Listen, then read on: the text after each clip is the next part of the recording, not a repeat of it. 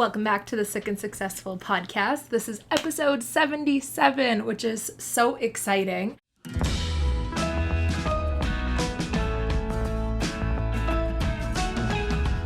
Not only is it episode 77, which is my favorite number 7, not 77, but it's also our 1-year anniversary of S&S Creative as a business, which is like mind-blowing for me to say that it's been a full year since I decided to not go back to corporate and to start my own business. And so on today's episode, I'm going to tell you guys the story of how that felt at the beginning, deciding to start my own business and to not go into corporate, where I've been at that point. I was in corporate since around 2012. So for a good time, for 9 years at that point. I'm not sure exactly the numbers. You'll get to know me. Numbers are not my thing when it comes to dates and being specific, but it had been a long time in corporate, climbing the corporate ladder. So that is what this podcast episode is going to be about.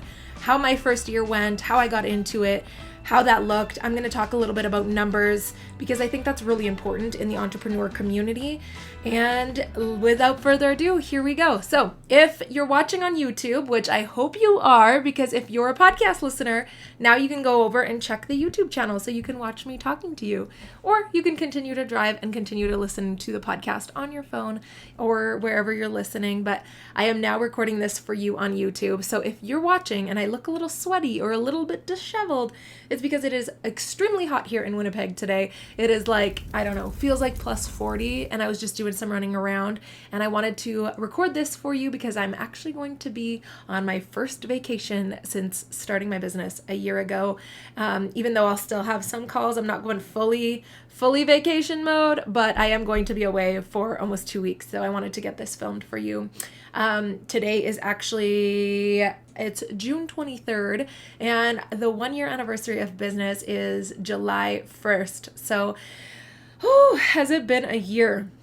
I want to start with saying it has always been my dream to be a business owner, like back to being a little girl and all my friends asking, like grade 7, I have a clear memory of friends asking, what do you want to be? And one of them wanted to be a writer, and they had all these dreams. And I was just like, I just want to be a businesswoman, like with a briefcase in like a big corporate building. Like it wasn't specific on what I wanted to do, but I knew I really wanted to be successful.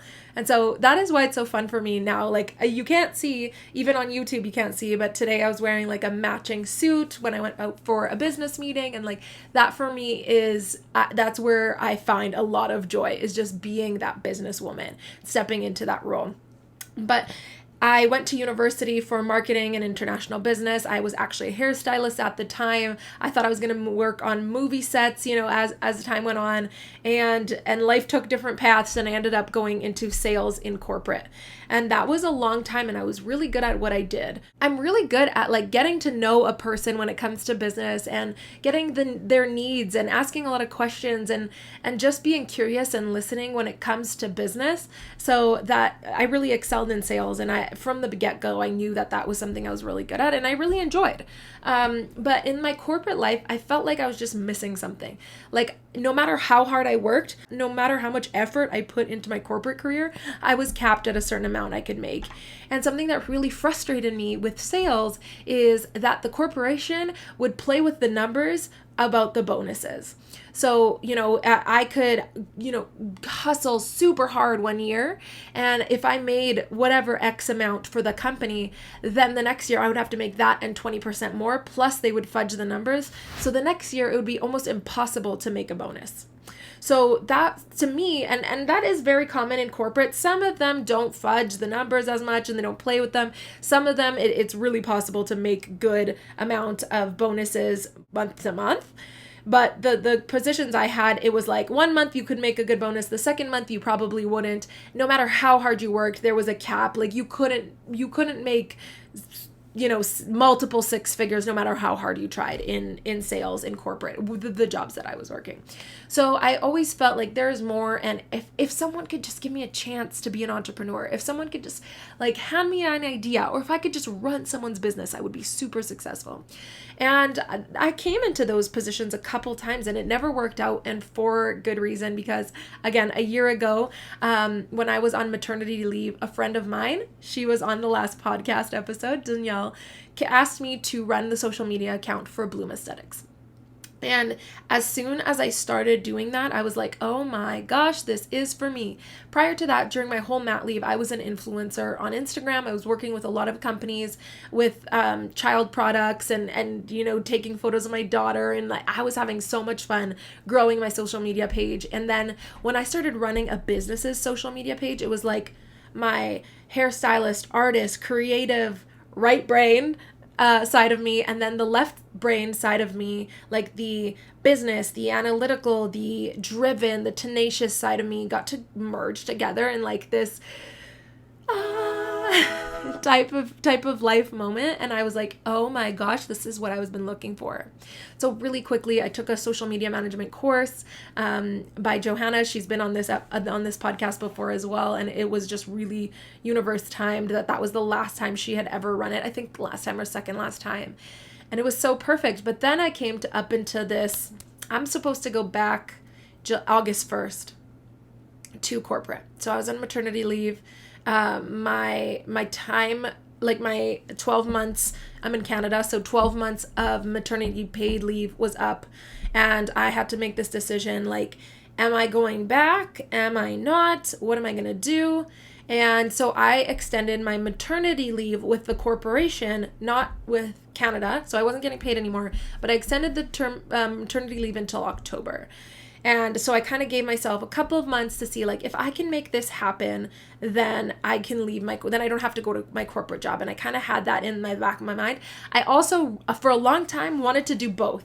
So I was like, okay, if I could get S&S Creative started and rolling, then I can go back in September and I can do both and I can run both. I also had, at this time, around a 1-year-old daughter. So keep that in mind. I wanted to kind of get vulnerable about what that feeling was like to decide to leave corporate or not. So when I was really battling with, so I was supposed to go back August 1st to begin with. And I was at the beginning of July, so a year ago today, or right away, I was just so, I felt like this heavy pressure on me, like, do I give up the benefits? Do I give up the consistent income? Do I give up the security of a corporate job? Or do I give up my passion, my dream, my longing to do more, my longing to be better? Because like I've said in other episodes, it wasn't the company's fault, but I always felt a little bit squashed in corporate. I felt like if I gave 110%, that wouldn't be seen no matter what. So that's my own fault, I just wasn't cut out for corporate. But I was like, had this heavy burden on my shoulders, like, what do I do? And then I would think about my daughter and think, if this was her, what would I tell her? And I unequivocally, like, I don't even know if that's the right word, but I would just 110% tell her to follow her dreams. And what's the worst that can happen is going back to a different corporate job, like finding a different one. And another thing that I do when I'm in these moments of life where things are really, where you have to make a really tough decision, is I write, and this might sound cliche or like cheesy, but I really do write a positive and negative list.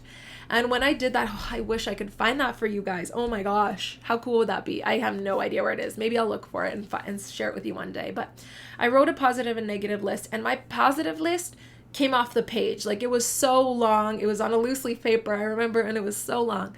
And my negatives list of leaving my job, like of leaving corporate and doing S&S Creative full-time, was maybe 5 points. Benefits, consistency, I don't even remember what the other ones were. Pressure, stress, that type of stuff, like none of that, quote unquote, at corporate.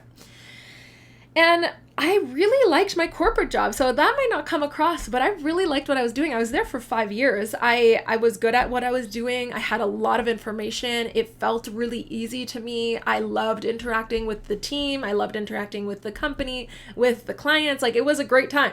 So that was another thing for me. It was like, I like this job. I'm really good at it, but I'm not feeling fulfilled. I feel like I could do more. I don't know though. Like, I don't know, and easy, consistent, content.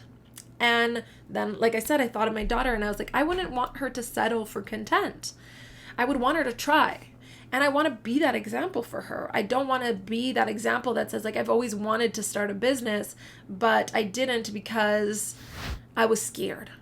Not because other life circumstances were stopping me, because at this time my husband was working a full-time with benefits, again, corporate-ish job that was paying really well. So I didn't have this, like, we can't make financial ends meet, which I know a lot of people do, and that's a completely different situation. For me, it was, you can do this. It's scary. It might be really extra hard, but that, like, unknown was really tripping me up. At the beginning of the conversation with my husband, it was that way for him too. At first, he was really scared. At first, it was like, oh my God, he's been having this burden on his shoulders, quote unquote, for the last year to support our family while I was on maternity leave. And he was paying all bills and all mortgage and all of that kind of stuff. And I was making a little bit from maternity leave here in Canada. But it was like this unknown, like how much, and so we had the conversation, okay, if you can make $2,000 a month to cover our mortgage, and he will pay, like, if I, Natalie, can make $2,000 a month to cover our family mortgage, he will pay the rest of our bills, the rest of everything, and we can make that work. And so at that time, that's how much I was getting per month for maternity leave. So I was like, if I could just cover that. And so this conversation was happening April, March-ish. And so I took that course, maybe more so like April, June-ish, actually. And at the beginning of January, I decided, let me try my hardest. Let me give this my all. And at the year, like near the beginning of August, so a month into my business, I had made 10K. And I was like, oh my God, in my first month in business, I made 10K. I covered 4 months worth of the bills that I needed to cover. So then I was like, okay, I can do this. And then in August, things were going really, really well. So I was getting more clients. I was having a lot of conversations. And with my business partner at the time in the podcasting side of things, we had a launch prepared. And I knew that launch was going to go really well. And in mid-August, I think I extended my maternity leave again. And that launch in September, August I made 10 grand again in S&S Creative, and in October again 10 grand in S&S Creative, and then the podcast business had a 30K launch that I was half 50-50 business partner with. So I was like, okay, this could be real. Let me give it my all. And the business grew from there. At this point, Alexa was already on board. She came on in around August. In September, I hired Lexi, who is our senior content specialist now. And our team just started growing, and I was able to get more clients. And I was still doing content management. Lexi was doing content management. I was able to give her more and more. And Alexa was running engagement as well as the other side of the company. And it just kind of like blossomed on its own. And the more I made, the more I knew I could do it. But a few contracts were done, a couple clients left. And so, we went from it being go, go, go, go, go to almost like this entrepreneur roller coaster that I say is we were on a high in August, September. And then kind of the end of October, November, December, it was almost like, oh my gosh, I'm getting to a point where I might not even be able to pay my 2 employees. So I had to have this realization, like, okay, am I going back to corporate? Like, it's almost the new year. Now almost my 18 months are up. I had 18 months of maternity leave in Canada. So 12 months I had paid. The 18 months would have been, like, the extra months would have been unpaid. And I was like in this internal battle, like, I don't know what to do. And I'm really thankful because in January, the company I was working for deciding to mandate vaccines. And if you don't know, I don't have my COVID vaccines for medical reasons, personal reasons. And so I couldn't go back. And we were having this conversation back and forth, and the HR division of that corporation told me, like, you're going to need to put in your resignation. And I wasn't ready. And so I was like, no, I'm not resigning, because I'm happy to come back to work at that moment. But I just don't have the vaccines. And so they took about 2 weeks, I believe, to get back to me. So they wanted to figure it out. And in those 2 weeks, I just had this realization, like, no, this is all or nothing. I was making, the 10K over and over. Even when I lost clients, I still hit that 10K. I don't know the exact numbers. I don't have them in front of me, but I was growing every month, even when I felt like I was in that downward spiral of the roller coaster. I still was able to hit, and not 1 month in my business have I gone under 10K. And so I decided, like, no, I need to do this. And if I do this without that on my back, that I can go back to my corporate job, then I'm going to do so much in this world. Like, I'm going to make a difference. And so I did it. I decided I'm not going back. And funny enough, they called me and they decided that they weren't going to mandate vaccines and that I could come back on a trial basis, depending on what happened. And so obviously I didn't go back. I believe I handed in my resignation, or either way, I didn't go back. And even though that was hard for me, because again, it was 5 years of my life in a job that I really liked, that honestly put rocket fuel under me, and it made me just so more tenacious, so more gung-ho. January was a fabulous month. February was a fabulous month. We were onboarding so many clients, and May of 2021 was actually my biggest month ever in business, and we now have 8 employees. So some are contractors, but they are full-time contractors. They're just not in Canada, so they're not an employee. And, there's 8 of us. There's 8 of us on the S&S Creative team, which is mind-blowing to even think about, where a year ago today, I was worried about making $2,000. We are scheduled, I can't even tell you the numbers of what we're scheduled to hit in 2022, because we're growing so much every single month, and we're adding new divisions and our business is changing. But at this point, my goal went from $2,000 a month, myself as a solopreneur in my business, to now in the next 5 years, my goal is to be making $100,000 a month. And I think I'm going to hit that much faster than the 5 years. Just like my goal was to make 2,000 and I made 10,000. I'm hoping I can do that with the 100,000. So a year into business, I have learned so much. And I have shared a lot of that with you guys. And again, today I'm sitting down to record this YouTube video, to record this podcast for you without any notes in front of me. If you see me looking, it's because I'm also recording, like I'm recording the podcast on my computer here and the YouTube video there. But I don't have like a bullet point list to tell you what to share with you or what to tell you, because I want this to really be real and honest. And like, you're sitting here with me as a friend and we're just chatting about business. That's how I want this YouTube channel to be. That's how I want this podcast to be, is so that we can have the real conversations that other people aren't willing to have. And so with that being said, this wasn't easy. This wasn't like I sat down and was like, okay, I'm going to hit 10K with zero knowledge and zero experience in business. I have tried and failed so many times with different entrepreneurial ventures. Oh my gosh, that word. Personal trainer, health and fitness, Crohn's coach, a bunch of different MLMs, my corporate career, different careers within corporate, different positions, being a hairstylist. Like, there were so many times that I tried and quote unquote failed, but I always got experience from, so that when I was ready to go into business and give it my all, I had a lot of tools in my belt already. And one of the main ones being tenacity and going for it and asking for the sale and calling people and being on social media and having conversations and talking about what I did and talking about my services. That's really how I was able to hit that 10K so quickly, is because as soon as I decided, okay, this is what I'm doing, I started talking to everyone everywhere about social media management. And when you do that, you're able to sell your company, or to sell yourself, in a way that you can't if you're being shy or you're not stepping into your power. And the saying, fake it till you make it, is one that I have like this love and hate relationship with, because I truly believe that you should step into your own and step into that person even if you're scared. So that fake it till you make it is something that I feel like I do a lot. Like when I was starting my business and I was talking about it and I would say, I'm the CEO of S&S Creative. At that moment, S&S Creative was an idea and I was just trying to land some clients to get started. But I showed up as the CEO of S&S Creative. I printed my, logoed whatever it was at the time, and then I became it so quickly.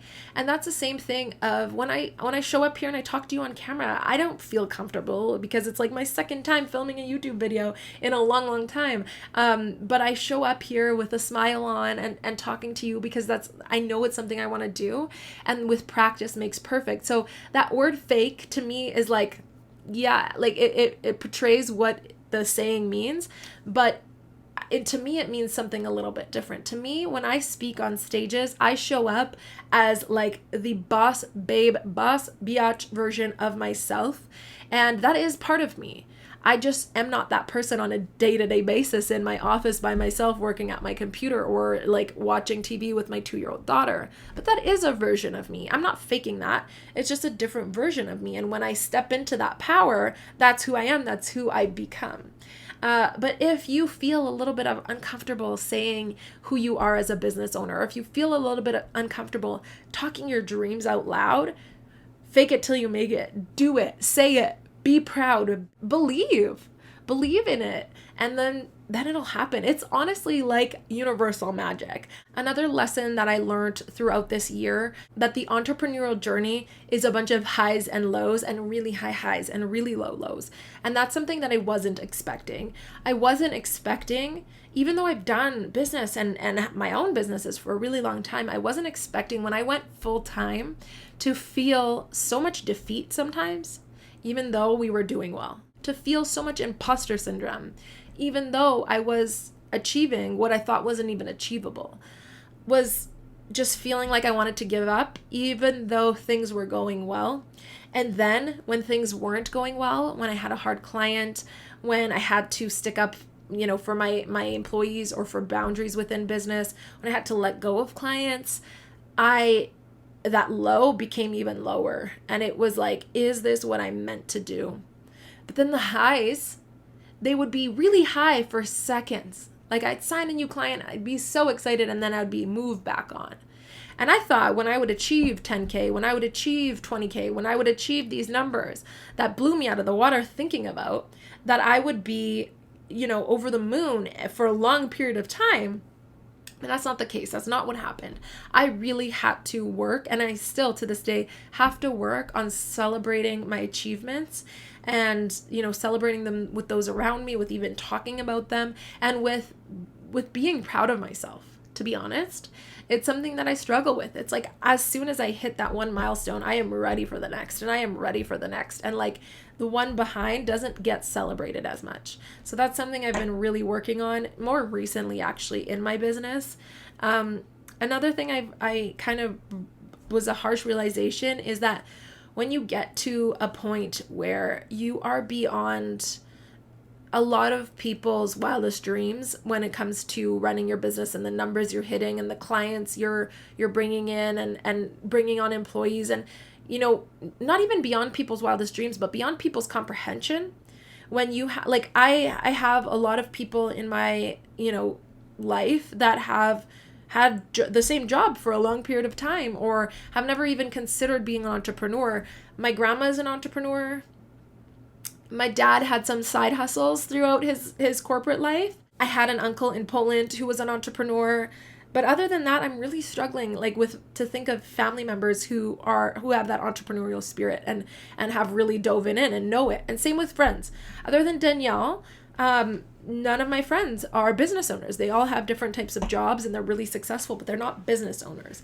And so it was really hard when I hit these levels to learn, it's really weird to tell someone who could never even imagine making 10, never mind 20, 30K, that I hit this milestone. Or for someone who never even could consider leaving their job because they like it, no judgment, but that's just not in their realm, to talk about like the things that I'm super passionate was like it was hard. To just be completely honest, it was hard to have these things I wanted to celebrate, and I knew I was struggling myself to celebrate, and then not having the people around me celebrate them because they didn't understand. It's no fault of theirs. It was just something I had to learn. And my husband is phenomenal at helping me celebrate and celebrating me when I tell him. But it is something that I wasn't expecting when it came to the entrepreneurial, my gosh, journey. So that is mostly it. I think I'm really blessed because the friendships I have, like my girlfriends, the close friends I have, I've dwindled those down a lot because of my chronic illness. So the close friends I have, minus like one or two, have stuck around through this crazy roller coaster of a year or roller coaster of a couple years. And so I'm lucky to say that didn't really impact any of my friendships or relationships at all, because at that point, chronic illness had kind of done that for me. But I know that that's something a lot of entrepreneurs deal with, is as soon as they get into the hustle and the grind and the being, consumed with your new baby, which is your business, they lose a lot of friends and relationships. I'm really thankful to say that didn't happen to me because it had happened to me in the past, where when I got really sick, I was able to see who the real ones are and who weren't. So I now have like this tight-knit community that I'm really, really, really thankful for, in friends and in family as well. I'm blessed by the people that surround me. So that's really exciting to say, because I think that would have added another complex layer to the whole journey. So this is my 1-year update, and I hope to give you these updates year after year. And I can't wait to share, a little bit more into the finances. I'm still getting used to saying those numbers out loud. And to be honest, like, I considered pulling my books up and kind of walking you guys through them, because there's a podcast I listen to where she's an entrepreneur and she really dives into her numbers, I think every single quarter, which is really cool. And I admire that. And I wanted to share that with you. But at this moment, I'm just not, never mind if I'm just learning the numbers and I'm learning that side of my business and diving into that right now. But number 2 is it feels a little weird for me in this like 1 year journey. And I did share with you the 10K and those things, but like to know where I'm at right now and then where it's projected to be in 2022, the end of 2022, still a little freaky to talk about. So I'm going to hold me to it at the end of 22, that episode. I want to talk to you guys about numbers, because I feel like it's really important for us to share what it's like in this journey and what's possible. I know that really makes me motivated. That's how I set my goals and my dreams, is just like hearing people like, I could have never conceptualized $100,000 a month, or even 10, but now 100,000. And now I'm listening to people who make $1 million a month. And I'm like, holy macaroni, I cannot conceptualize that. So that's what motivates me. So I want to share that with you. But if you have any questions, if you want to know more about this journey, if you want to know more in depth about any part of my story in the last year, please, please, please leave them in the comments below on the YouTube page. If you're listening on the podcast, you can DM me, but also go over to the YouTube page and like, maybe let's have a conversation in the comments. How fun would that be? I want to hear from you what you want to hear from me. What did you like about this episode? Did you like a certain section? Did you like learning about like the mind battle that I had before starting? Did you like learning more about the numbers? Do you want to know more in depth of like how I grew the business and how we got to 8 employees over a year? That is it for me. So one last thought is my goal in corporate. So from the get-go was to make 100K in a year. My goal, I remember telling someone in an interview that was my goal by 30 was to make 100K. And that's a goal I never reached. No matter how close I got, because I got close, I felt like it didn't matter. It wasn't in my power to do that. And then I made it happen within the first 5 months, I believe, of this year. So that is just to give you a little insight of what I never dreamed was possible is now completely possible. And it's possible for you, which leads me to say, dream big, it's possible for you, and your next version of success is around the corner. Mwah.